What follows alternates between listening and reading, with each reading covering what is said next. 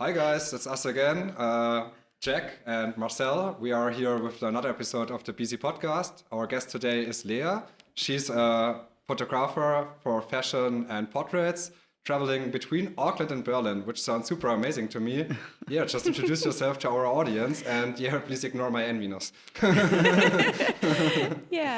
Thanks for having me, guys. I'm Lea. I'm a fashion and portrait photographer, like you said. Currently, like you also already said, working between New Zealand and Berlin. Mostly I take the summer in New Zealand and then the rest of the year here. Which doesn't make me very likable to other people. I've been working as a photographer for almost 3 years now. I have a marketing background and was working for big festival companies before in Berlin. They do like Lollapalooza and Melt Festival, and they kind of got me started with the whole photography thing because I got to shoot the festivals for them, and that was a point where I was like, oh, cool, like I can actually make that work and do that as a job. Like that seems to be working. And yeah, ever since then, I've been working on expanding, gravitating way more towards the fashion and portrait side of things, but I've been doing all kinds of photography and just now kind of narrowing it down. Awesome. Yeah, because there are not that much festivals right now. Exactly. That's true. And also it's really hard work. It's so crazy exhausting to be running around the whole day and then all the people around you. It's super fun, but it's just crazy but work. for that you're on the festival and you can combine like fun and work. So I think it's a lot of work, but it sounds amazing to me. It's mostly work, and then at the end of the day you meet your friends and they're like, yeah, let's party, and you're like, no, I'm good. I'm done. Let's go through all the photos and sleep. Like, that's it. Yeah, that was sad. And then this year I thought would be the first year for me to do actual festivals myself again, and then something we weird know what happened. Yeah. Exactly. Yeah, it's a difficult situation for many of us. Yeah, I think for all of us. And how did you move to Berlin, and what brought you to Berlin? I moved here 10 years ago. I'm from the north of Germany, close to Hamburg. Small town, no one knows. And I came here to study. I studied media management, and that's how I kind of got into the marketing kind of things. And yeah, I have stayed here ever since. And I'm kind of lucky because my family moved to New Zealand 6 years ago. So I have my second home base there now, and also expanded a part of my work there. So and you also do then landscape stuff when you are in New Zealand, because Of it's like the best course. thing ever you can do there. So yeah. I do a lot of analog landscape stuff there because I don't know how it's for you guys. I feel when I started doing photography professionally, I kind of lost the interest in doing it personally. I really, I don't know, I just really lost the fun in it. So I picked up like a small analog camera, and that I always use for like landscape. It doesn't really do a great job, I think, for big like landscape scenery. But it just takes all the pressure out of it, and then I could finally enjoy. Awesome. Yeah, But taking it's photos 120 again. millimeters, so it's middle format you're shooting, or also 35 millimeter? So professionally, 120. I just started that this year, and then the other one is just one of those small Olympus 35 millimeters. Because I bought a Mamiya RZ67, and that one is just way too bulky and heavy. I really want to bring it and try some like cool sheep photography. But it's not really. It doesn't travel well.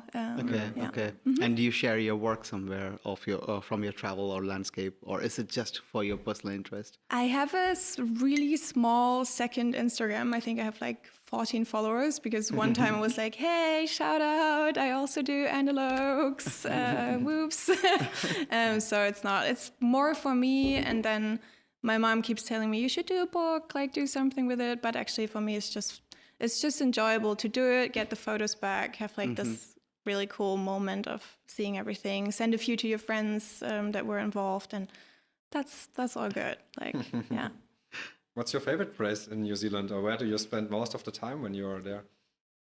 So far on the North Island, because my family moved to Auckland, and everyone keeps going on about how the South Island is so much nicer. So I have only been once, and I really want to go again. And for next year I'm going again from January to April. I'm thinking about working on a farm for a month. That sounds just cool. to like get off the screen and not see a computer for some time and be outside. And that I'm looking at on the South Island. So hopefully I can It sounds great. Yeah, sounds so see much a bit fun. more there. Yeah, and then like work with sheep. And I see myself just going around on a quad bike, like herding them. Yeah, let's see about that. It's a vision for now. Great. And what is it like to be a fashion and editorial photographer? Really hard. Really exciting. I mean, I think it depends on how you look at it, because being a freelance photographer, I think, is very challenging as itself, because you like constantly have to keep motivating yourself, keep like, because there's no one else to tell you like do your shit. You have to do your stuff by yourself. Sure. So I think it's mostly very challenging, and then when it works out, super rewarding. And I really like with the fashion component that you get to work with bigger teams, and you have so many people be part of like the final thing, and that is what I really enjoy about it. And that's what it's like, really hard and a ton of work, and then super rewarding and awesome, and then it all starts over again. Sure. Because we had once like a very interesting chat here with another guest where he mentioned being a freelancer is a very boring job that you have to constantly motivate yourself. So yeah, we completely understand. And so what are the things that you do in general in regular times, like to keep your vibes high? Not Shooting go. film. Exactly. That is one thing, like to keep the vibes photography-wise high. What I don't do is go to social media that much anymore, because I figured, many people figured that out for themselves, but it's really such a big downer for me. It doesn't motivate me. It doesn't make me creative. It just puts me down, and I can really feel it after a week of scrolling again that nothing is working out. So what keeps me going is staying off that. And then just, I don't know, that sounds cheesy, but having the goal in mind and having a few people that I aspire to, like where I'm like, okay, I want to get to that point. And I can see that it took them like 8 years or 10 years or 30 years to get there. So putting in the work, putting in the time, and then making yourself go. But I think it's hard. And then having people around you, because I really feel like if you spend a week at home editing photos or whatever, after the week, you're like, okay, I'm done. I can just lie down now for a year and not do anything anymore. I don't know how it's for you, but I usually work better if I have people around, even if they do something completely different, just to have someone where I can see, cool, they're working, I'm going to work. For me, it depends. Sometimes I feel I can get more creative when I'm alone, but sometimes I also enjoy working with other people, and then like more ideas coming in, more angles and stuff. And then sometimes I think it's better. For me, it really depends what I'm shooting. When it's architecture, I love to be alone, because then I can really focus on the building and all the stuff on the camera. But when it's like portraits or stuff or like products, I always love to have somebody around who says, hey, maybe you can try that angle as well, or did you see that? And this can also help a lot. Yeah. What also helps for me is just to kick it off when I'm not even that ready yet. So for example, I will just get in contact with an agency, be like, okay, can I do a couple of tests next week? I don't have anything planned. There is no studio. And then make myself just forcing yourself yeah, into exactly, the situation. forcing myself in the situation, and then it just flows from there. And I feel like, that helps a lot. Great. Yeah, for me, like when I'm shooting, like I love shooting with people, but it's when it's more than 3 or 4 people, then I lose my focus. It gets more talking than shooting, right? Exactly. So, but I also like to do like my own walks around, and because I start to see with my photography eye, than walking regularly in the street, and even this minor details then becomes very precious during the moments. So yeah, like I love those moments, and during editing, I'm kind of almost locking myself in. Leave me alone for the next 5 hours. But my editing style really depends on the mood I have, and my colors come in the way depending on my mood and the day I have. If it's in the morning, then I'm probably going for a very wide and bright colors. If it is an evening based on the mood, then I go Colorful. Exactly, yeah. So no matter which time I edit, I always check the edited photos in the morning first thing, so Yeah, that that's a I good get to idea. see it in a different perspective. Do you also sleep one night over your edits? Because I do that as well, and I think it helps a lot to edit and take a sleep and look on the photos again.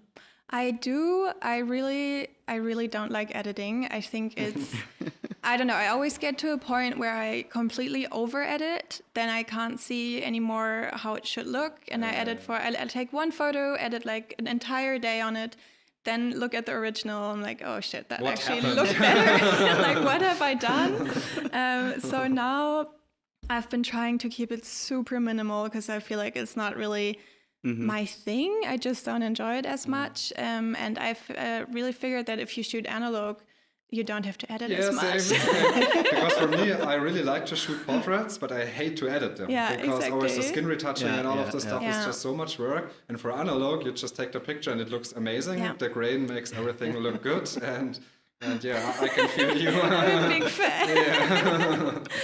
Yeah. So but usually I try to look at it the next day because I also feel like after hours and hours, then I don't know if you have like this flux thing on your computer where it like dims the brightness of the screen, and I always forget to turn it off, and then the next day I'm like, oh, dang, that was not how it was supposed to look like. Yeah, so I think checking back always makes sense. Also with the selection, I do the selection at one day, then go back the next day and see if I still like the same photos, because I feel like with fresh eyes, you always see different moments of the day. Totally. Or, And how long do you debate yourself, like convincing, okay, this is a good photo, but I'm not seeing it?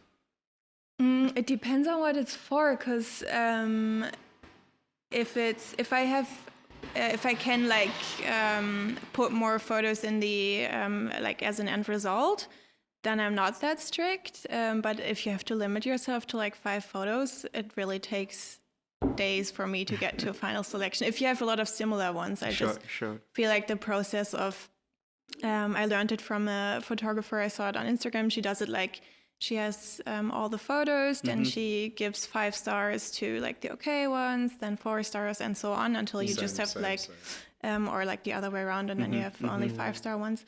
And I find that really hard. Like it's very, I mean, it's good if you have so many good photos of one shoot that it's tricky. Sometimes you come out of a shoot and you're like, okay, that's especially the 5 ones. When shooting fashion, it's like a lot of different poses, a lot of different models. So you always end up with how many images for one shoot? So how much is normal when you shoot? So for an editorial, I think around the max I did was 24. And then if you plan around 7 looks, I guess like 3 photos per look or something. Okay. And then you always have to see, because I look from the portrait perspective, I prefer taking portrait shots. And then the stylist comes around and is like, okay, what about my full body shots? Like, we want to see the clothes. That's where we did this.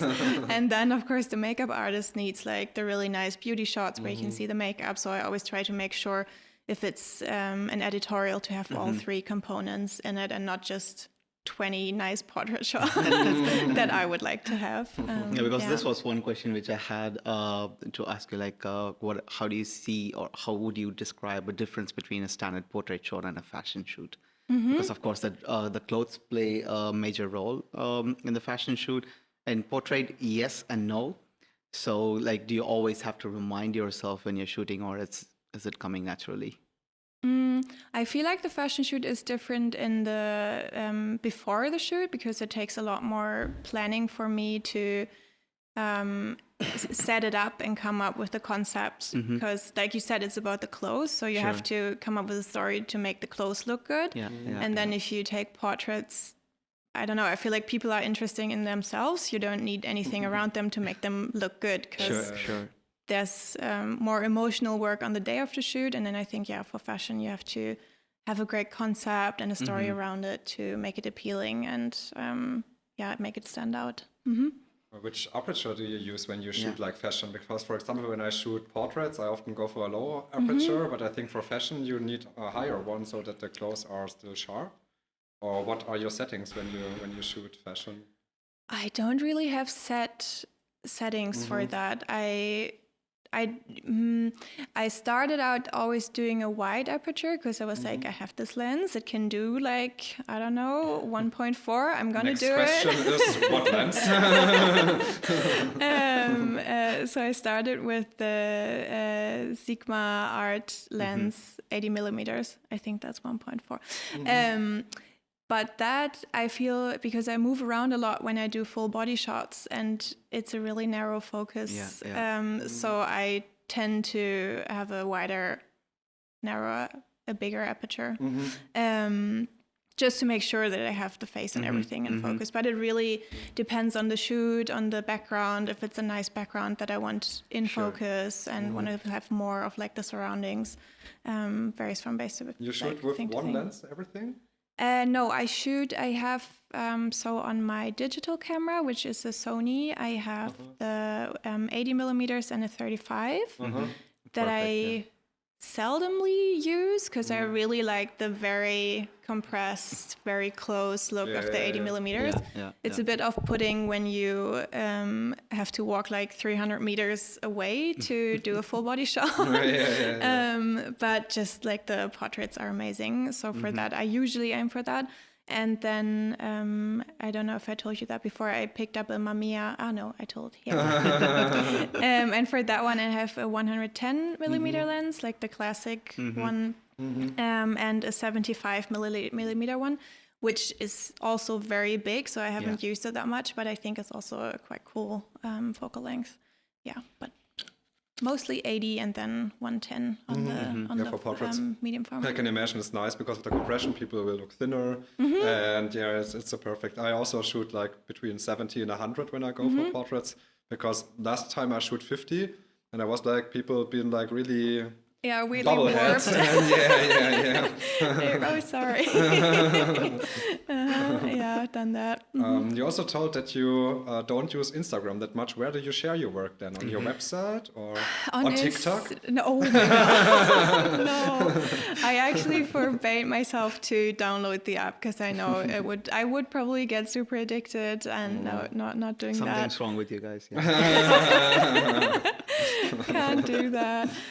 No, I do share it on Instagram, not as frequently as I probably should, but I still use it. I just take it in small doses because I feel like it is very beneficial. I have met a ton of cool people to work with through it. And like you did it when you prepared yourself, the first thing is you check Instagram. And these days, totally. So I see the importance. I just try to save my mental health and not like do it too much. And then additionally I have a website which I try to update as much as possible as well. Great. And for projects, like, do you start working with mood boards, or how do you approach a project? Or do you get like a fixed campaign and they tell you what you gotta shoot? Or usually either we do a mood board together, but I always do a mood board because I feel like even if you just shoot with one other person, it's super important for yourself to get in the mindset and to know what you want to do at the end of the day. And then if you work with more people, to have everyone on set just on one page and start off at the same point. And then for fashion photography, I would also include, so I would make one slide that's just like the basic mood of the shoot, like the lighting, how like I kind of envision it. Then I would make another page that is just hair and makeup. So the makeup artist knows in which direction we're going, because I had makeup artists tell me like, and then the photographer said like, sure, let's do an editorial makeup. And she's like, what's that? Like, is there like bright red eyeshadow, or is it super glossy? Or because everyone always has a different definition of things in their head. And then I would also include one sheet for the stylist, which we then, like, as we progress, the stylist and I adapt. And then at the end, just put like the actual clothes in it. And recently I started adding another one just for me with poses that I think would be good to have in mind for the day. Do you also add locations? Yes, as soon as I have the locations, I add it. And then if I really want to get into like the nitty gritty, and if I have a location that has a lot of like props, for example, I did an editorial shoot last year on a farm, and there were like a ton of awesome props, just like old letters and like old farm equipment. And then we went there before, took photos, and then put like each of them in the mood board with a pose and an outfit, just to make sure that we like get everything right on the day. But still, I feel like it's important to have it, but it doesn't need to be like the ultimate. Sure. Giving you a guideline on what you have to do on the shoot. Exactly, yeah. And how many pictures do you take on a shoot? Ideally, well, that depends on what I'm shooting, because when I shoot digital, I just did one yesterday and came back home, was like, shit, that's why I don't shoot digital anymore, because I came back with like 1,500 photos, I think. And the selection is amazing, right? So annoying. And with analog, of course, you're like, every film is precious and expensive. So there, like, it depends on what kind of shoot it is, but I would bring probably from 15 to 20 rolls max. And if it's only a test shoot, I would bring 5 and then end up with, I don't know, 50 photos. Okay. And because you put so much more intention into every photo, you also have the same output. Like, it's really not necessary to shoot 2,000 photos. No, I asked this because like you normally shoot with mostly with natural light. Right, like from what I have seen in your Instagram, is there a reason? Like because normally people for fashion industry, correct me if I'm wrong, that they shoot in a controlled environment inside a studio with strobe lights and so on. Is there a different, or is it your personal taste to use natural light? No. I mean, I think I started out with natural light because it's free and it's everywhere and it's just available to everyone. And then I did like one shoot at a studio. It went horrible. I didn't do the settings right and got really scared. I think many people have that because it's kind of intimidating. And now I started to get more into it and trying to kind of figure out how to make studio light look like daylight. But I always see myself going back to it. And also I just love shooting outside in nature. I think it's always like such a cool backdrop. And then at one point I was talking to a photographer. He's like super experienced and we were talking about lighting setups and he said he could help me like figure out what kind of light was used in different situations. And I showed him photos on Instagram. Was like, so how did they do that one? And how did they do that one? He's like, yeah, that's all natural light. That's all daylight studios. Like, oh, okay, that's the expensive one. Because with the strobe light, if you are taking 1,500 pictures, either you stop or the model stop. You know, 1,500 flashes. Yeah, true. But for this, like, I know one page on Instagram which is called, I think, ISO 200 magazine or something. So they share the picture, and then the next would be how the lighting setup was.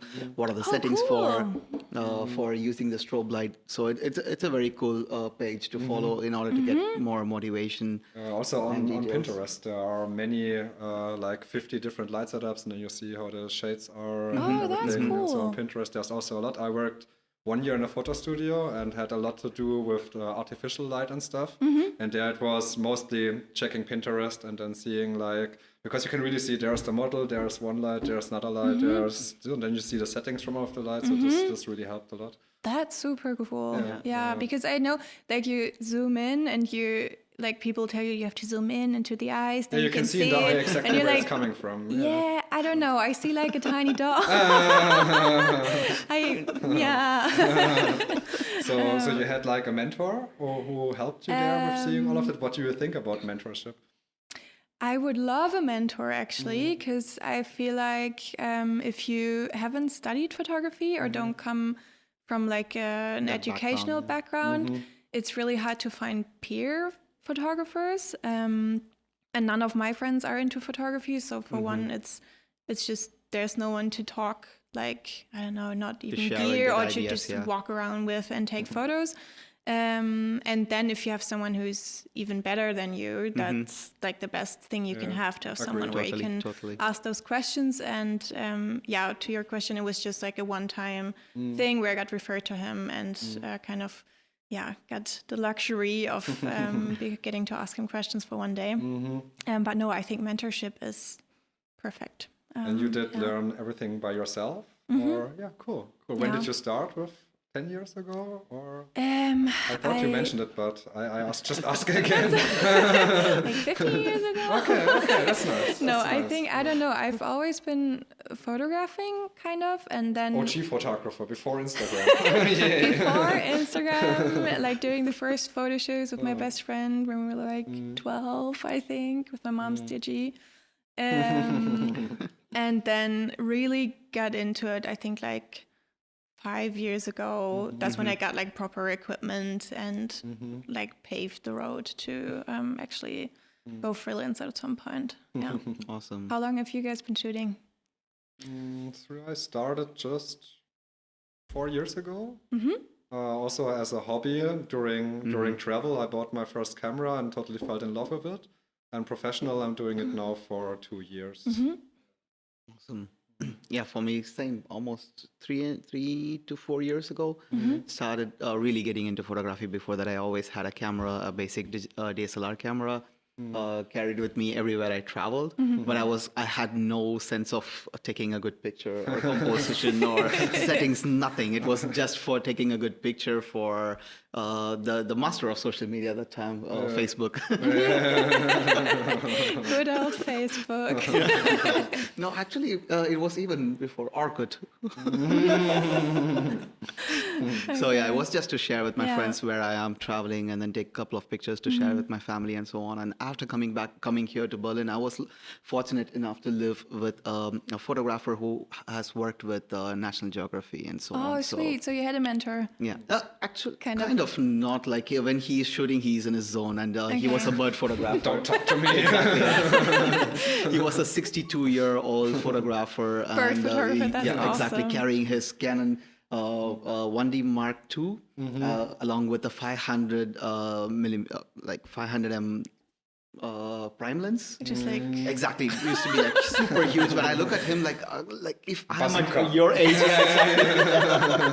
if I'm at your age, like I don't know if I will be doing the same, but I have total respect for the guy. Yeah, he used to carry that, and we used to go for a walk. And that time I had my super basic DSLR, so he used to say like, about 100 meters away there is a kingfisher sitting. I'm like, never where mind. the hell do you see it? And because of him, I invested on a professional camera, and then started learning photography. I think when shooting birds, you have to be silent. Exactly. Or there's not much with conversation and stuff. Yeah. No, it is like if you have an experienced bird photographer, it's amazing to take a walk in a park, because every small sound they hear, they would be like, okay, that's this bird, and then they start looking at the tree, because certain birds stay only on certain type of trees and not in everything. So they will locate the tree first and then the bird. And he used to have like, he has made so many books, and he has been doing photography for centuries now. He's not into any social media. I think bird photography is really high level. A different league. You got to be super fast. You got to know everything about the animals. Exactly. And those birds are how to focus them. When they are flying. I think it's hard. It's super cool. How do you stay creative because a lot of people, they get inspired on social media or get inspired, I don't know, mostly by social media, I guess. So where did you get your inspiration from? Sometimes also from social media. I mean, also if I do my mood boards, I will have a look in my saved Instagram folder. And then I try to do new things often. So recently I started to do figure drawing. I'm not much of a drawing person, not good at it at all. I was just curious to see like how it goes, and I did only 2 sessions, unfortunately, and it was super fun, super interesting. And then after that, I watched, I think it was on Skillshare, just a fine art photographer talking about his process, how he does mood boards. And he always does like a real like folder like that you can touch like analog, and he adds in like magazine stuff, and then he said like and he always adds his figure drawings with specific poses because he always like has kind of in mind for his one like prime fine art shot, yeah. what it's supposed to look like. And that was really eye-opening for me, being like, cool, like that's a good thing to like think about, that you're actually building up a library of poses that doesn't need to come from Instagram where someone already created the photo, but you just have like the raw anatomy kind of. So that was a thing for me to stay creative and just getting into different art forms, even though a big learning this year for me was you don't have to be good at it to do it if it's just fun. I also wanted to start going to a choir because I also can't sing that well, but I enjoy it a lot. And I just think like stimulating your brain with a lot of stuff that's not necessarily photography related, but in general, new input makes you creative. Totally. And then I can see the opposite happening if you are indoors a lot, editing a lot, and then you go for a walk for the first time, you really take it in. And you're like, okay, that's what my brain needed to like put out new stuff. Yeah, that's what I do. Awesome. Do you have something? Yeah, sure. Yeah, okay. And you told that you shoot commercials on 120 millimeter film. Did I get this right, or no, not yet? Okay, not yet. So what do you shoot on a 120 millimeter, and how do you approach taking a photo there? Because it's completely different than 35 millimeter or digital. So what's the process? Do you use a light meter, or how are you doing it? I use a light meter. It took me some time to figure it out, and also I feel like there's a ton of educational stuff on YouTube, but it also not everyone on YouTube knows what they are talking about. Yes. So it took me kind of a long time to figure out the right way to do it. So I have a light meter. That's like the main thing. And then do you mean like while I'm shooting? Yeah, because you got like 10 shots on a roll, or how much there or exactly. something. So it's even harder than 35 millimeter and even more expensive. So you got to focus way more on the photo, or how is it working? Sure. Because I want to try it myself. So Yeah. give me your knowledge. So it's different to digital, I think, in two ways, because it's also because of the camera. Because it's so heavy, I have it on a tripod, because I figured if I do it handheld, I just screw up every second focus. It just doesn't work that well. So it's a lot slower, and I'm usually like used to moving around a lot. So I set it up, and it take a lot longer to set up the first shot, which at first like freaked me out, because I feel like you're the one person who's kind of leading through the shoot, so everyone is waiting for you, and why is it taking so long, and now she has to change the film, and I don't think anyone actually is bothering, it's just in my head. So I try to be a bit more just like calm about it and take more time, and then setting up each shot takes longer. I'm getting more greedy with my film. I think the first shoots I was like, okay, let's do another roll and another one. And now I'm really like, no, okay, I don't want to take this photo even though it took you 5 minutes to reach the pose. It's not what I was looking for, so we're not doing it right now. It's I think you have to focus a lot more, and the model or the subject has to focus a ton more, which I really like, because you work together much closer, because I usually do like a short countdown just for them to know when I will press the shutter.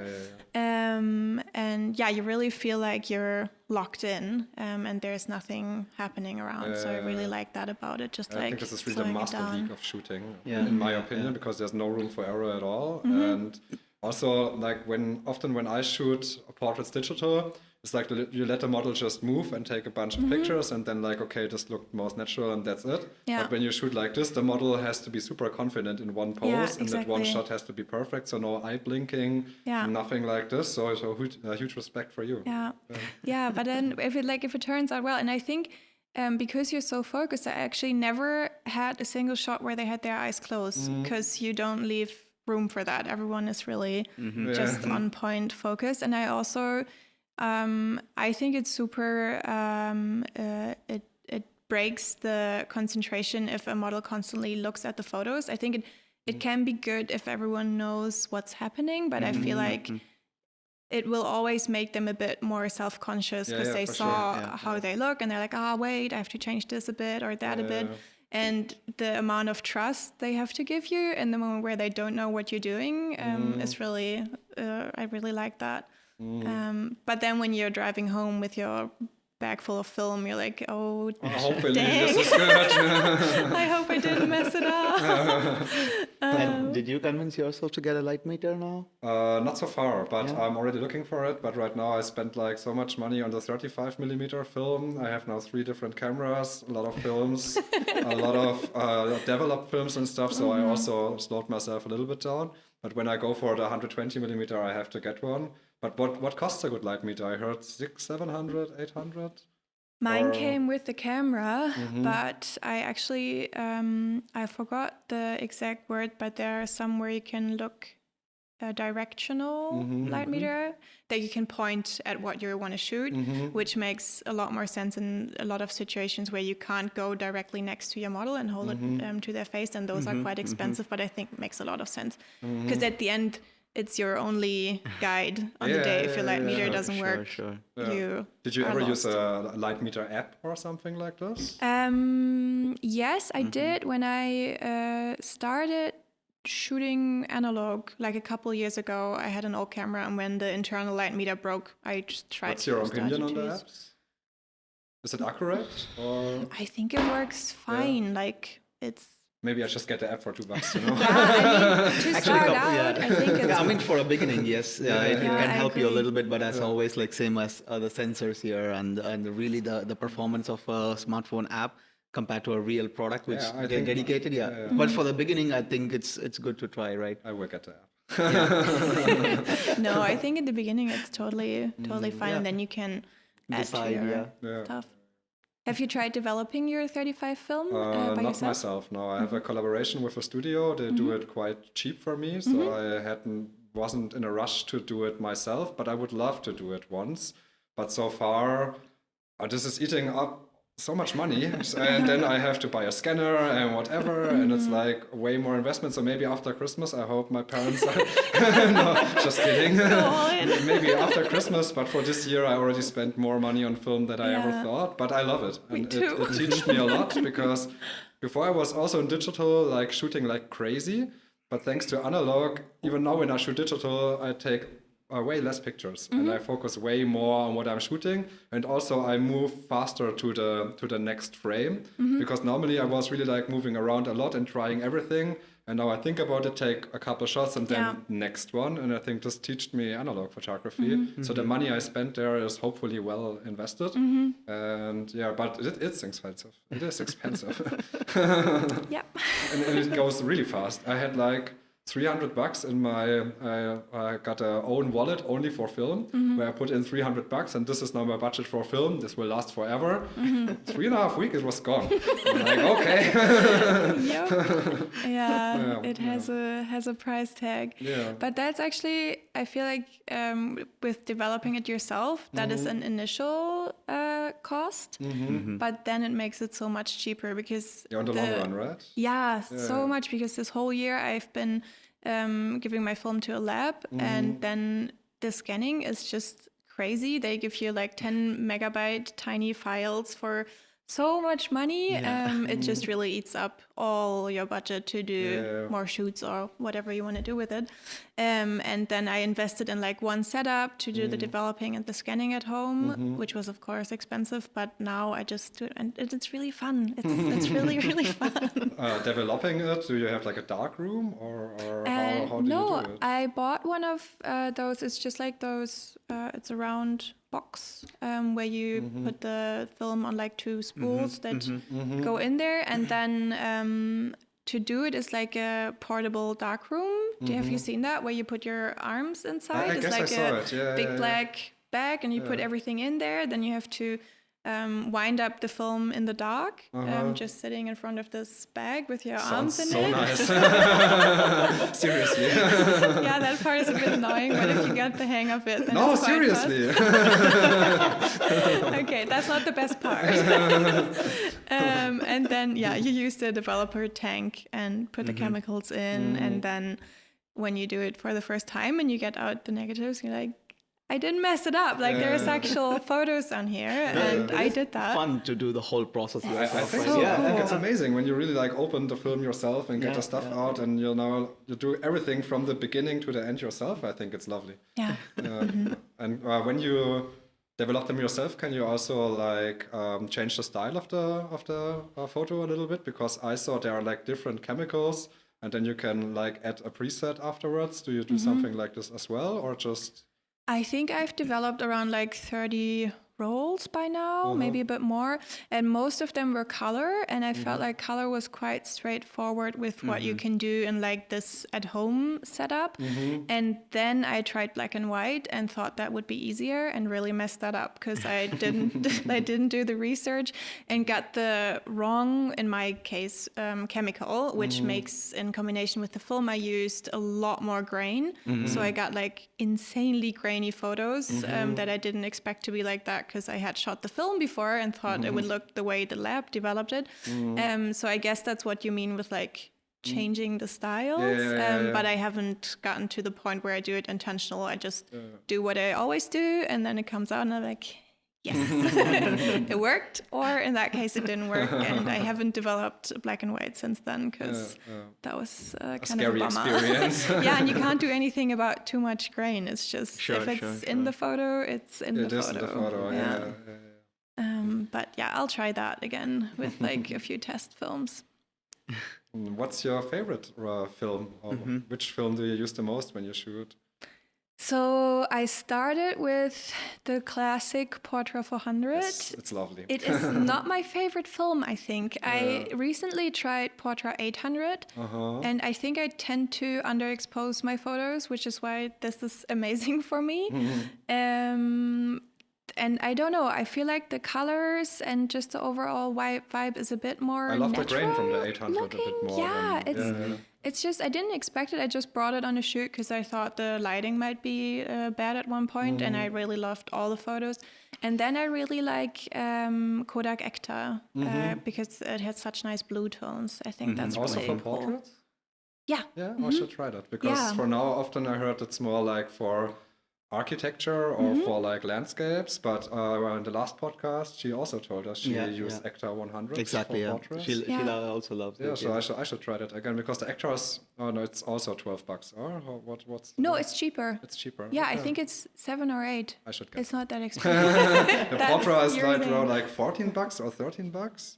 The 800 is the most expensive. I think I picked that up last for like 13, 12 something. Yeah, that's a and lot. the 400 is at like 9, not anymore. 10-ish. Not Yeah, it just got anymore. more expensive, right? I should have restocked. I The did. hype is real.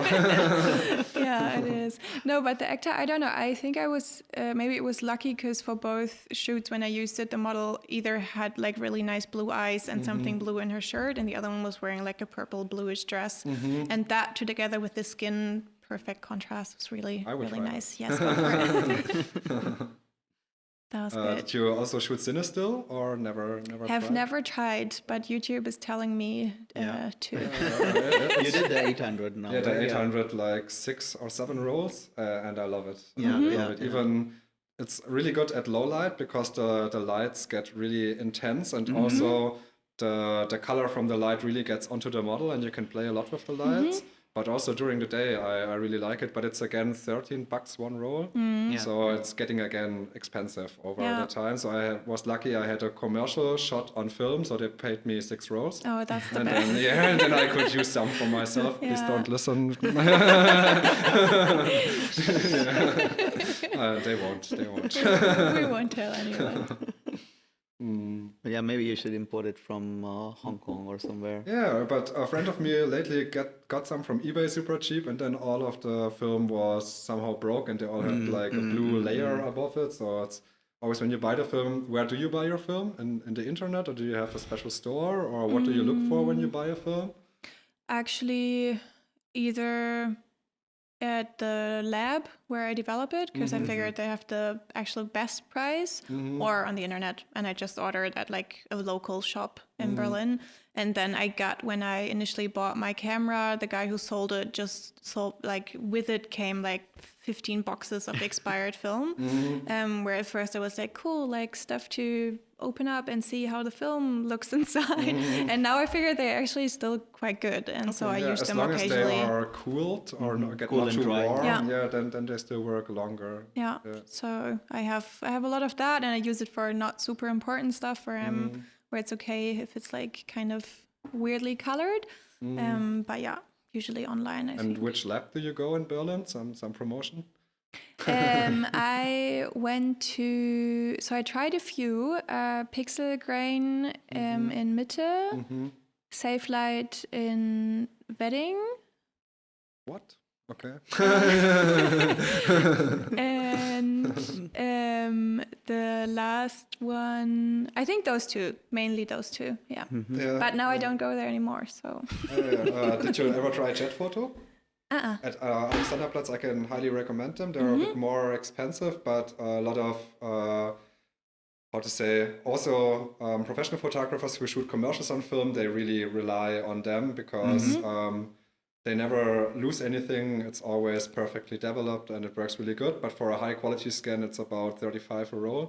So it gets expensive. But when the client pays to shoot, then I think it's okay. Yeah, and it's good to just have an address where you can go when you know I need it perfectly done. Yes. It can't be me in my kitchen just sweating the entire time, being super scared to do anything wrong. That's good to know. Sweet, I'll check that out. Awesome. So one thing which we normally ask our guests, which is any advice for people who are starting now? Oh, that's a good question. Okay, let me think about something that doesn't sound like a Pinterest quote. Why not?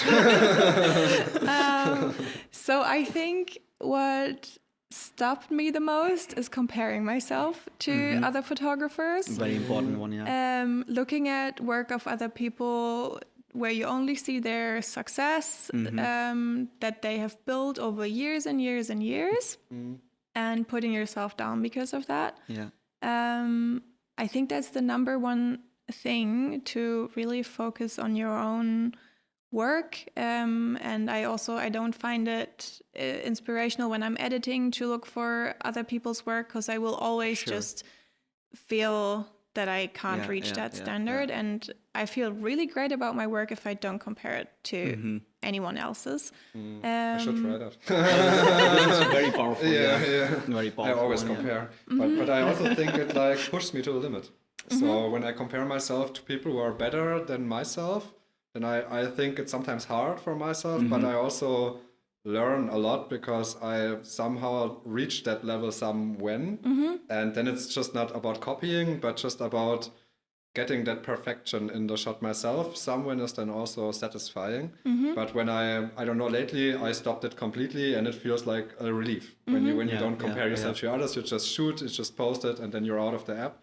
It's a super nice feeling. Yeah, you're not constantly judging your skills and ability, right? Yeah, definitely. And I think it works when I think aspiring is a good thing, like to have something where you're going. And I think that works much better, like if you have a photo book of someone more iconic. I don't know. I have Annie Leibovitz, and if I look at her, I won't feel bad about it because I know I can just admire what she does and go through her process. And I think if you disconnect it more from like where you feel like it's everyday people doing much better than yourself and go to people that are way more established, then I think it's something different to try to aim for that. Agree. One more question, which is not from the end of the podcast, but where do you get your clients from when you don't have social media? So is it like already you have like a fixed network of clients which book you all the time, or where do people find you? So I got a lot of clients from the jobs I did before because I was working in an agency, so I knew a lot of brands already. It's the best thing to do. Yeah, and then it was kind of easy to plug yourself, being like, so I'm on the other side now. Give me some jobs. Exactly. So I think activating your own network, then my network over friends who are like in agencies. I feel like agencies are a good like distributor of work. We heard that a few times. A lot of really good photographers, they told exactly the same. So try to work in an agency for 1 or 2 years, see how it works on that side, build your network, and then when you switch, you will have it much easier. Definitely. Yeah, exactly. And you understand kind of how it works. the other perspective on the other side. And also the pricing and stuff. Yeah, Pricing and what do they consider in order to select a particular photograph. And also for a how to certain set up the project. contract and all of the stuff, which is when you never did it. For me in the beginning, it was a pain in the ass, how to price myself, what to put in the contract. I was lucky to have like a mentor who really helped me a lot, who is also 10, 15 years in the field. But before I was just super scared. I had no idea how much is it worth, how much will they pay me, is it overpriced or not. So I think what you told is a really nice tip. Yeah, and it's also weirdly stuff you can't Google. I feel like if you No. Google stuff like that, it's just like 3 weird blogs that like really do SEO well, but you don't get good information. Or you end up in a sales page. Yeah. People asking you money, like, okay, so we will teach you everything. Buy this book. Yeah. Yeah, and I think with Instagram, I really see potential to get clients there. So far, I have just found team members there, and that was already great. Good enough, yeah. For me, 90% of my jobs come through Instagram. So it's a really strong showcase. So maybe you should give it one more try. But it is a lot of time to be invested in for sure. Like the same way as cold emailing people or calling them or asking for meetings and so on. Now, since this is handy, maybe the time we kind of can scale the same process, but it can still we see it works both the ways, right? Yeah, it works both the ways. Definitely. I try now to get a bit off social and also try to get my work somewhere else and try to find clients in another way because, as you told, spending too much time in the app is not recommended at all. For my own well-being, I feel better when I don't spend that much time on the app. I also turned off all notifications 4 weeks ago, and this was, I feel like a new man now, so it's crazy. Yeah, good job. No, but actually, I particularly spend 30 minutes max. And the app, I still spend do way it too for much like there. 4 or 5 months or something now.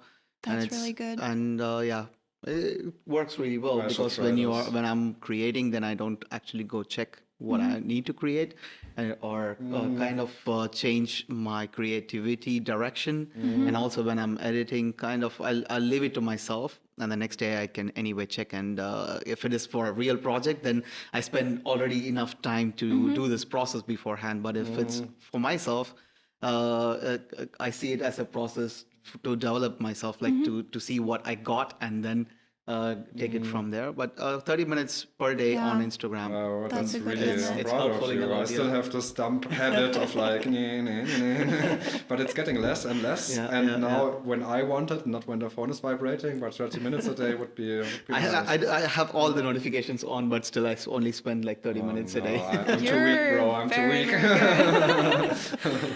I just thought about something else.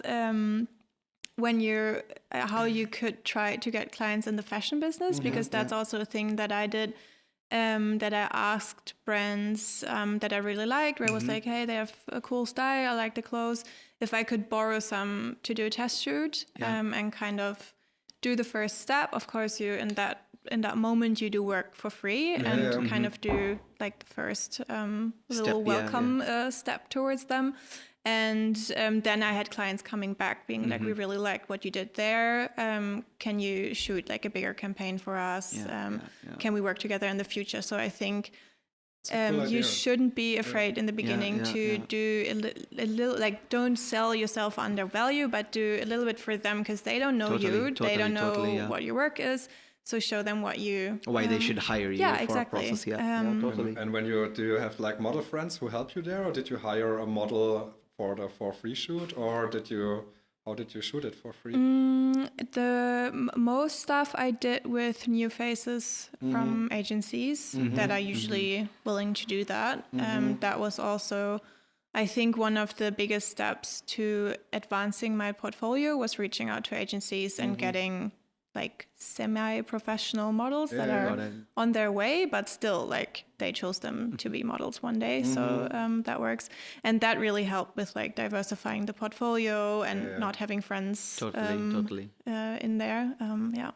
But will they be like TFP shoots or? Yeah, mostly. So they can use the picture afterwards as well. Yeah. Yeah, everyone can. And I just started a new cooperation with a retoucher who will retouch the photo. Yeah, which is the goal of every portrait photographer, right? I'm so happy about it. Yeah, and of course, I really hope that we can build a relationship so that when the last 2 shoots, we're now working on our test shoots. But then, of course, when I have the next client project and there's enough budget, I will get her again to do the retouching if we work well together. Yeah, because this is the one which takes most of the time. Yeah. Right, and then And it's the most annoying part of it. Yeah. Zoom in, clear, zoom in. Yeah, it's so always doing the same, but you have to be super focused because one mistake and it looks unreal. Exactly, so it's boring, but you need your full concentration. And that's Exactly. Or you rub off the eye mix. or something. Yeah, it's really bad. Just like, Exactly, yeah. Yeah, or you just make the skin too soft or whatever. It's like you really have to be super focused for retouching. Not my favorite part. Yeah, totally. I did it today actually, and I feel like it strains the eyes so much. I feel like if I do it my entire life, I will go blind at one point. It's just very, very hard for the eyes. You really have to focus on every detail all the time, for hours mostly. And congrats to your retoucher. Super He will save you the glasses for the future. Yes, super good. Awesome. So yeah, like we are coming almost to the end of the podcast, and where can people find your work? Instagram, website, or? I have an Instagram. Shall I say the? We will add all the details in the description box weird below. Name. Yeah. People won't be able to spell it. Then now you have to say it, maybe. No, that's fine. Yeah, I have an Instagram. I have a website. Linked on your Instagram. Linked on my Instagram. And link below this podcast. And I have an email address. No, but mostly, the website and the Instagram. Awesome. That's where I'm at. Yeah, people who would like to check Leah's work, please go to her Instagram and her website. Say hi that you came from Beazy. And if you like her work, follow and contact her if some of your projects interest or goes in the same direction as Leah's work. And Leah, thank you so much for joining us today in the Beazy podcast. Thanks so much for having me. That was super fun. Yeah, it was. So thank you so much, guys, and we will meet you again with another awesome guest. Signing off from Jack and Marcel. Bye-bye.